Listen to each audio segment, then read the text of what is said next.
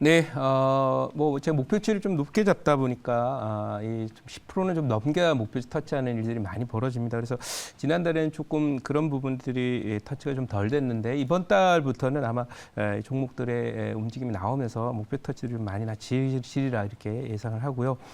오늘 지수가 좀 플러스를 내고 있습니다만은 그 증시 격언의 FRB의 대들지 마라 증시에서는 그건 뭐냐면 긴축 정책이 진행될 때는 그냥 긴축에 순응하는 그런 투자 전략을 펴라라고 하는 그런 그 얘기이기도 하고요.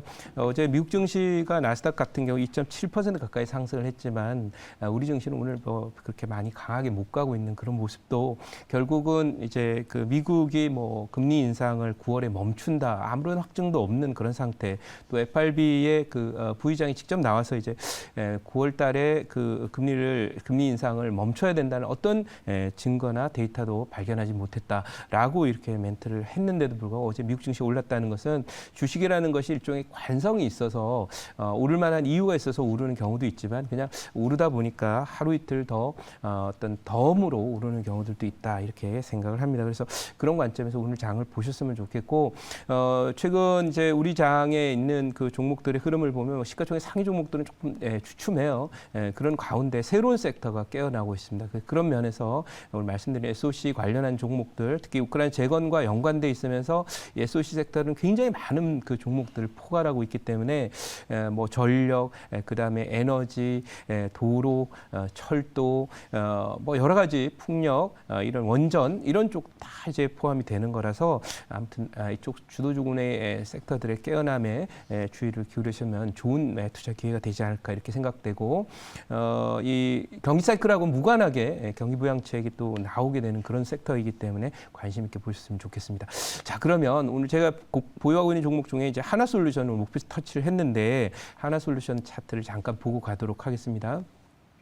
자, 이 하나솔루션의 이 바닥에서 제가 말씀드린 14%인데요.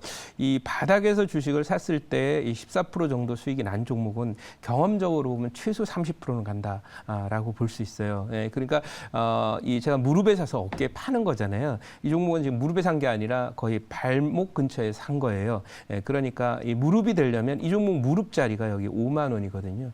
그럼 어깨에 팔자면 저 위에 한 8만 원 정도가 어깨라는 얘기인데 그렇다면 이런 종목들을 한번 여러분 보유하신 종목 수익 극대화를 꼭 해줬으면 좋겠다 이렇게 말씀을 드리고요. 이 태양광 관련 종목은 뭐 저만 편입해 있는 게 아니라 또 대표주인 OCI 같은 경우는 우리 노광 매니저님 편입을 딱 해서 오늘도 그 종목도 이제 1차 목표치뿐만 아니라 2차 목표치 근처에 있는데 아무튼 이쪽 섹터들 앞으로 인프라라고 하는 얘기하고 SOC 얘기하고 우크라이나 얘기가 나온다면 계속해서 이 태양광 관련 종목들은 시세 중심에 서게 될 것이다. 왜? 실적이 따라주기 때문에 이렇게 말씀드리도록 하고요.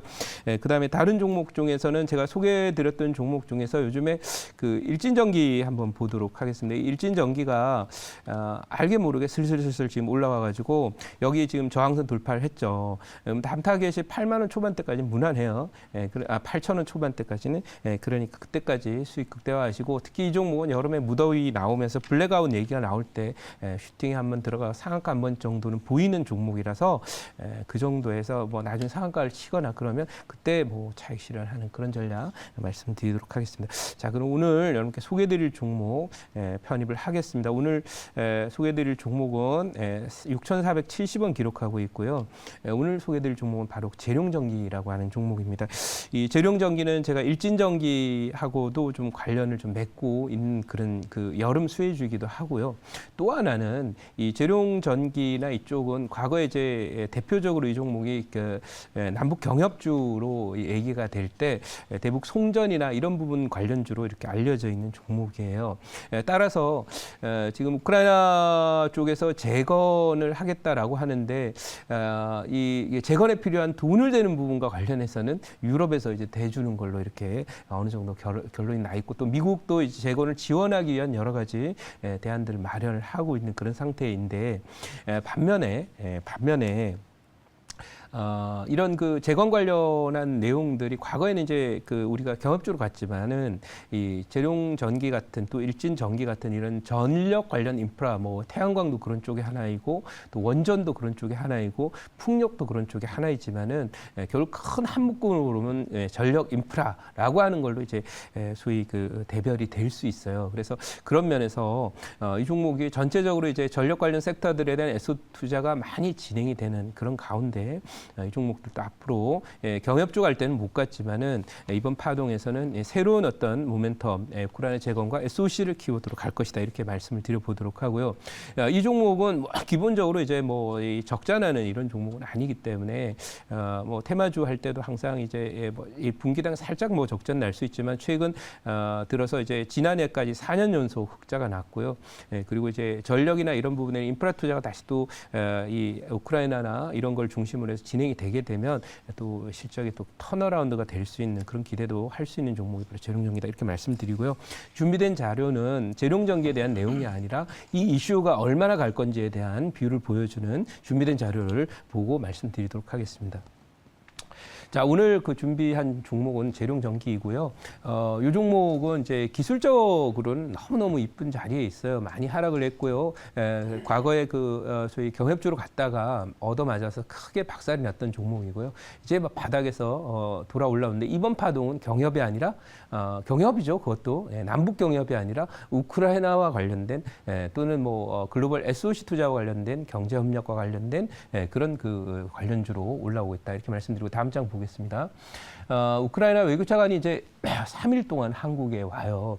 지난번에 우크라이나가 우리한테 그 갖고 계신 천궁 좀 달라고 했어요. 근데 우리가 뭐 직접 또 지원하면 러시아의 관계도 있고 직접 지원을 못했는데 그렇지만은 그렇게 우리가 반응을 보이니까 우크라이나에서 어떤 반응을 했어요? 우리를 뭐 좀 소외하는 그 섭섭함을 표현하는 그런 모습을 보이기도 했어요. 그러나 저희가 군수적인 측면에서 또는 소위 그 전쟁과 관련된 무기를 지원하지는 못했지만은 저희가 또 자랑하는 게 있습니다. 세계 그 SOC 건설 시장에서 대한민국은 최고의 위상을 갖고 있고 그 효율성이라든지 또는 생산성이라든지 경쟁력을 인정받고 있는데요. 우리와 경쟁하는 나라가 어디입니까? 바로 중국인데 이 중국은 어쨌든 지금 러시아 편에 가깝고 또 우크라이나가 러시아에 크게 된 상태이기 때문에 만약 이런 SOC와 관련된 발주를 한다 그러면 그걸 뭐 실제로 실행하는 건설 업체를 포함한 여러 가지 기계나 이런 섹터들은 결국 한국이나 미국 쪽에 오더를 내릴 가능성이 높다 이렇게 보고요.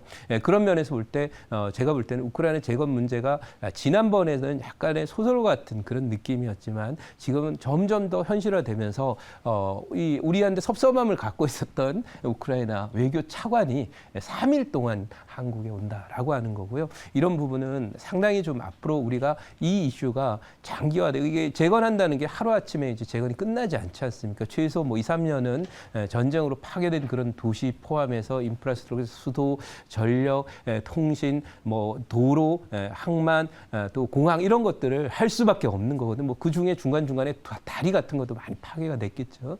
그래서 그런 부분에 수요들이 많이 있기 때문에 좀 기대를 해봐야 되고 이 이슈는 일시적인 게 아니라 제가 보기에는 3, 4년 계속 갈 수 있는 이슈다. 그러니까 이쪽 종목들 관심 있게 보자 이렇게 말씀드리고 다음 장 보도록 하겠습니다.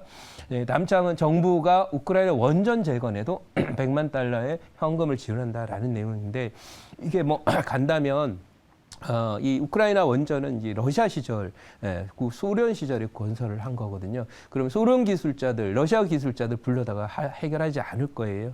그래서 일단 이렇게 100만 불을 현금으로 지원을 하지만 우리가 또 세계적인 어떤 원전 기술을 갖고 있다는 측면에서 볼 때 앞으로도 이 원전과 관련된 여러 가지 뭐 재건뿐만 아니라 또 신규 건설이 지금 유럽에서 많이 그 얘기가 되고 있고 특히 오늘 원전과 관련된 좋은 뉴스 하나 나왔죠. 필리핀이 러시아와 경쟁을 하고 있던 우리나라 기업들과 러시아가 이제 경쟁을 했는데 필리핀이 드디어 이제 원전을 재가동하기 위해서 발주를 한국에 줄 것이다라는 그런 내용도 있는데요. 앞으로 아무튼 이래저래 우리가 대외적인 신뢰와 기술력 인정받았기 때문에 인프라스트럭처 건설과 관련된 그런 많은 수주를 하길 기대합니다. 자, 제자리로 가서 질문 받도록 하겠습니다. 네, 질문 드리겠습니다. 네.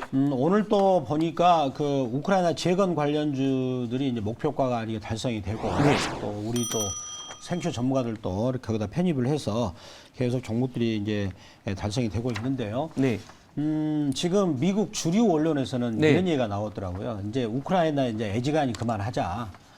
그래서 이제 이렇게 너희들이 계속 이렇게 국지전적으로 하게다 보면 국제 원자 재가격이 올라가지고 네, 네.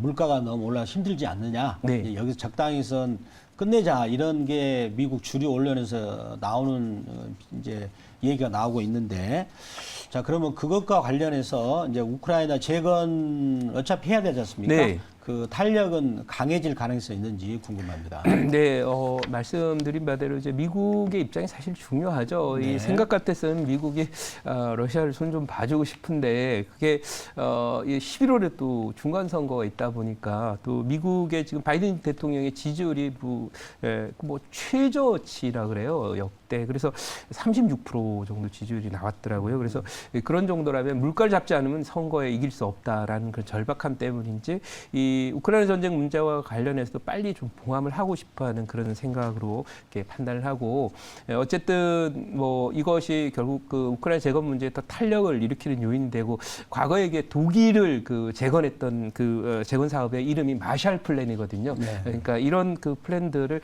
만들면서 아마 속도가 더 나지 않을까 이렇게 예상하고 있고 관련 종목들 관심 더 필요하다 이렇게 말씀드리고 그리고 또 서암기계공업이 오늘 급등하면서 난리 났더라고요. 네. 네, 그래서 이쪽 관련 종목들 전체적으로 잘 가니까 여러분들이 생쇼 전문가들이 갖고 있는 그 섹터들 유념해서 보시면은 종목은 뭐 차별화가 되겠지만은 섹터들이 지금 중심 종목들이라는 걸 알 수 있습니다. 자, 그러면 여기서 이 종목 목표치 말씀드리면 1차 목표치는 7,600원, 2차 목표치 10,000원, 손절은 5,700원 대응하도록 하겠습니다.